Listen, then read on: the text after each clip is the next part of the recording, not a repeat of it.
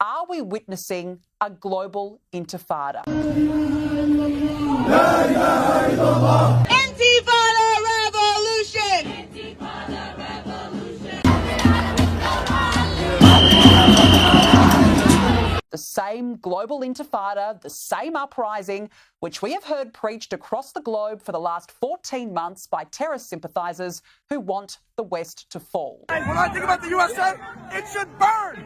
Death to America! Death to America! What do you think about the burning the American flag? I love it. Burn it down. Burn it again and again and again. Such a system does not deserve to exist on God's earth. Overnight, at least 15 people were mowed down at high speed by a man who drove his truck into crowds in New Orleans. He has been identified as Shamsuddin Jabbar. The FBI says he was inspired by Islamic State and was, quote, hell-bent on carnage. It was very intentional behavior. This man was trying to run over as many people as he possibly could. This perpetrator who went around our barricades in order to conduct this, he was hell-bent on creating the carnage and the damage that he did. The FBI says Shamsuddin Jabbar was a recent convert to Islam. Let's be clear, the West is not next. Terror is happening in the West now.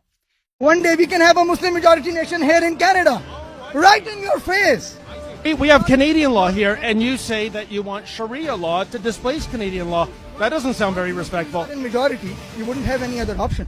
Owe our allegiance and our loyalty first and foremost to our religion, not to the Queen, to be honest. When I went for my so-called oath, I was silent, I didn't say anything. It was your responsibility to make sure you got it out of me.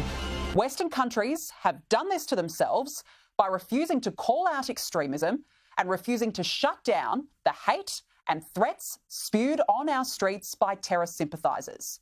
Intifada revolution! Intifada revolution! The warning signs have been there for a long time, but they have been ignored. This was entirely predictable. Since October 7, pro-Palestine protesters have taken over the streets. They excused and tried to justify and slaughter of innocent Jews. In places like Europe and the US, it has been even more menacing and intimidating. Flags of terror groups have been waved so brazenly in the streets. Here at home in Australia, we saw the ugly scenes on the steps of the Sydney Opera House. And there are hate preachers who walk among us who openly and publicly celebrated the massacre. On college campuses in the US, American flags were burned. They wanted an uprising. They called for resistance and, again, a global intifada. Intifada revolution! Long live Intifada! Over at Harvard University, they wanted intifada in their own backyard. Intifada coming to America! Intifada, Intifada coming to America! Intifada isn't just some fun throwaway phrase between classmates at universities. It's a rallying call for terror. Intifada, Arabic for uprising, is associated with the Second Intifada, a period of terror attacks in Israel in the early 2000s marked by suicide bombings. And the rallying call, the rallying cry, has been ignored by leaders across the world. When these radicals tell you what they want, believe them. If it's really a sectarian problem between Catholics and Protestants, I have a solution for the people of Northern Ireland. They can all become Muslim, and they can solve the issue in that manner. This is one way they can solve the issue without any bloodshed, without any bloodshed, without any bloodshed, without any bloodshed. Here we are with an ISIS-inspired terror attack in New Orleans. And hours before the attack, he posted videos on social media that indicated he was inspired by ISIS. He was a terrorist sympathiser. Wake up, America. And wake up the world. This is what a global intifada looks like. And let me say this in English so you can understand what I'm saying. I have translation. No, I know you have translation, but I just want to make sure you get it right.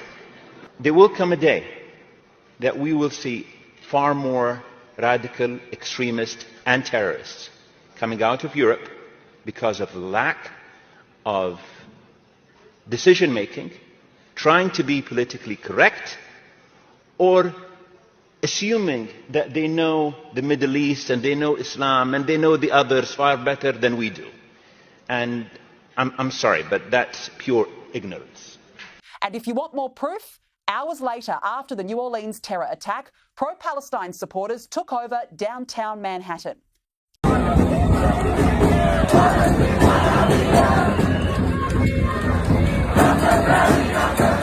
Can you guess what they called for? A global intifada. They chanted, "Resistance is glorious. We will be victorious.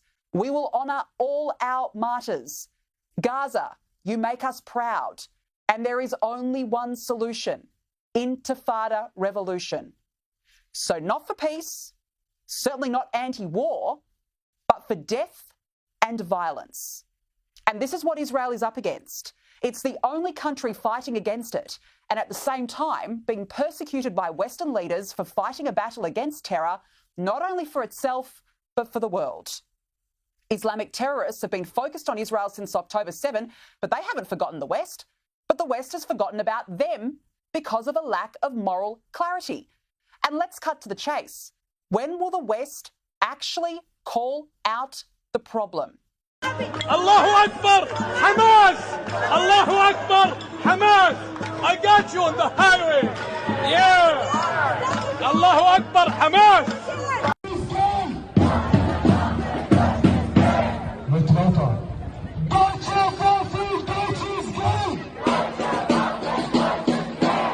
It has become a huge issue around the world, and leaders have no courage or no moral clarity to do anything about it. How many more thoughts and prayers will it take? No more tiptoeing around this issue for fear of being called racist or Islamophobic. It's not. And we can't sit around and pretend there are people who walk among us who hate this country, hate the country they live in, or the country in which they were welcomed into with open arms to spew their ideology. Now, I'm not saying everyone is a bad apple, but how many more innocent lives are we willing to sacrifice? The security bollards that line Bourbon Street, where the attack happened overnight, were being replaced at the same time. But what bothers me is, why do we have bollards everywhere on roads around the world? Yes, exactly. What are authorities protecting us from? From cars mowing down people in the name of extremism? Hi, this is Shamika here, editing the video. I just have to add a few things. First, as of YouTube policies, I have to make it clear that I am not promoting anything that's seen in these protest clips. This is not a promotional or recruiting video in any sort. This is actually condemning what I see in what you see in the protest clips.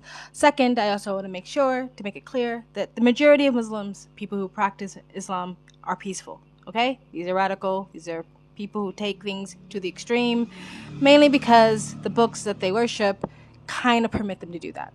But that's all religions. Most religious books, if taken literally, promote some sort of violence. But most people who actually practice that religion are mostly peaceful. So to say that. The second thing I want to say is what she said about the barricades. The fact that there has to be barriers up in the first place, we're not allowed to have a conversation about that, is a problem.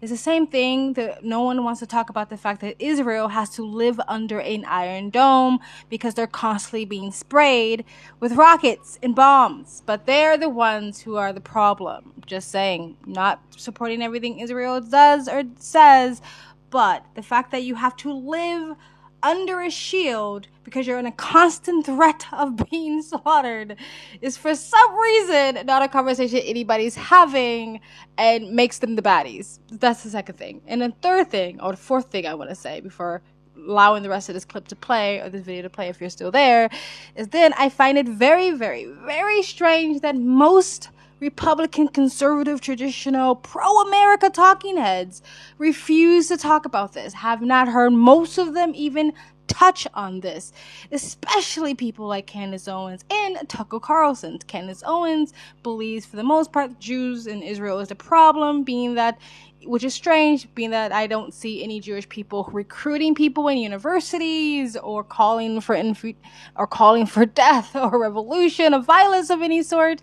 And this is apart from the actual Israeli army that's going on with the war against terrorists. But I just find that strange. It's not just Candace Owens and Tucker Carlson. It's most so-called pro-American conservative Republican traditionalist talking heads that really haven't touched this really rising, increasing problem we see going on in the West. That's it. Go back to the clip. Again, why won't they name the threat? And get this, despite an ISIS flag being found in the truck, the FBI's first response was to assure America that it was not an act of terror. This is not a terrorist event. What it is right now is their improvised explosive devices that was found, and we are working on confirming if it's a viable device or not. 15 people now confirmed dead, with dozens more injured. The killer, a U.S. Army veteran who had posted to social media that he was inspired by the Islamic State and wanted to... A U.S. Army veteran with an ISIS flag on his vehicle swerved around makeshift barriers just hours into the new year. This is not a terrorist event. What a bunch of fucking bullshit. A bloke just goes around with an ISIS flag and a couple of improvised explosive devices, but no, it can't possibly be terror. The ISIS flag means absolutely nothing. When will they name the threat that exists? And I will say this, we should acknowledge that the peaceful majority of Muslims do live among us, and that is an important distinction. But we can't be blind to the radical pockets of faith, or the global intifada will run us. And right now, we are all sitting ducks. Intifada revolution! Intifada revolution!